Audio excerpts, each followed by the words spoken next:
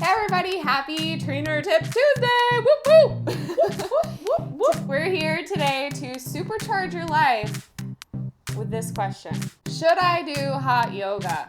Great question. Great question. We get this one all the time actually too. So if you're wondering, you're completely new to hot yoga, then this video is for you. You're gonna make sure you watch all the way to the end and share this information with anybody who might be considering signing up for their first hot yoga class. Hashtag disclaimer, we are probably gonna get some hate comments on this one. You know, to each your own. We're just speaking from our own experience. And if you do hot yoga or Bikram yoga currently and you love it and it like speaks to your soul and it is the workout for you, then please be nice and just know that we are here to provide new people with the science and the facts behind what it's like to exercise or do physical movement in a heated environment. We are not trying to hate on anybody who loves hot yoga. If it's for you, cool, but this is really meant for people who are new to it or don't know much about it or haven't necessarily had the exercise science training that we have both had. So we're here to share with you today the science. Yeah! Woo! I will just say, this is my personal preference. I don't like it. It's too hot, too sweaty. I feel like I'm gonna die and I can't breathe.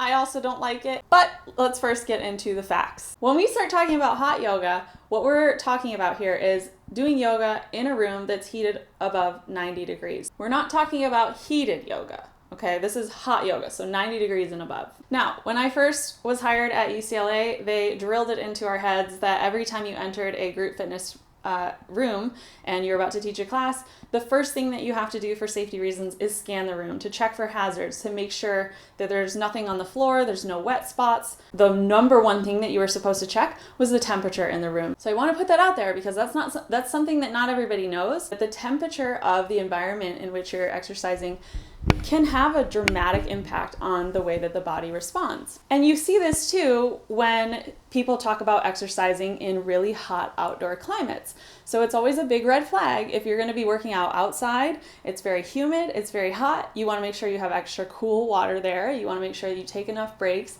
and that you progressively put yourself into those situations so your body has time to adapt. It's almost like altitude training. So that's a really, really important point to understand, is that your environment can drastically impact the way your body responds to exercise. And I wanted to read something out of our training manual here because I found this for you and I think it's very important to hear if you're considering doing hot yoga. In the case of activity during heat stress, the body adjusts to exercise with peripheral dilation to enhance the body's cooling mechanism. Peripheral means your hands, your feet, the extremities, the faraway parts, not in the core, but down in the bottoms of the limbs. This may, however, limit the return of blood to the heart as blood pools in the periphery. The decrease in venous return, or return to the heart, would reduce cardiac output if the heart rate did not increase adequately to offset reduced venous return. This explains why heart rate is frequently more elevated during activity in the heat than under more normal temperatures. If heart rate is unable to adequately compensate for reduced venous return, cardiac output will diminish and blood supply to the working muscles could actually become limited, which in some cases can explain why, if you're exercising in a very hot environment, your body and the cooling mechanisms are pumping blood and going into the peripheries, so you might experience some kind of blood pooling, which means guess what's not getting the blood?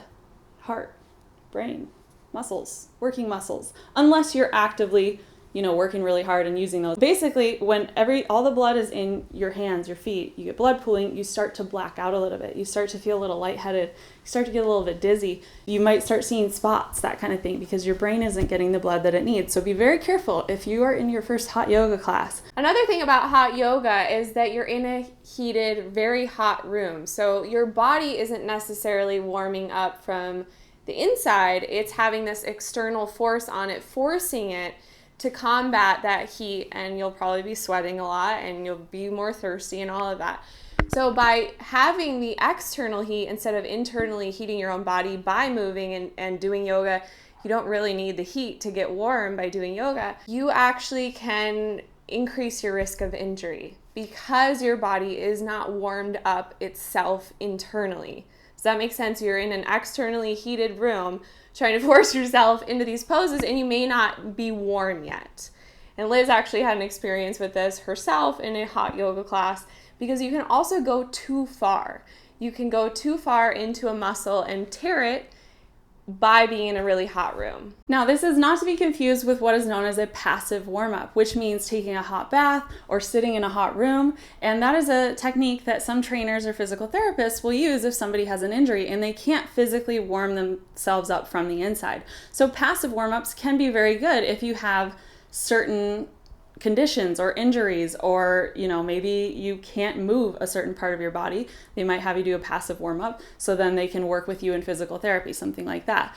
So obviously you would want to be doing those type of things with a trained professional, and only if it's recommended and not contraindicated, meaning not for you based on your circumstances.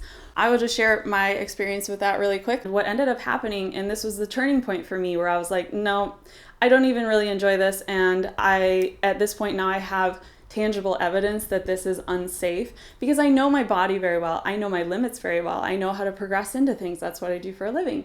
And I was in a yoga class, and the room was heated probably past 95 degrees. And we were working into the hamstrings, and I don't remember what exactly we did, but something happened, and I didn't recognize it.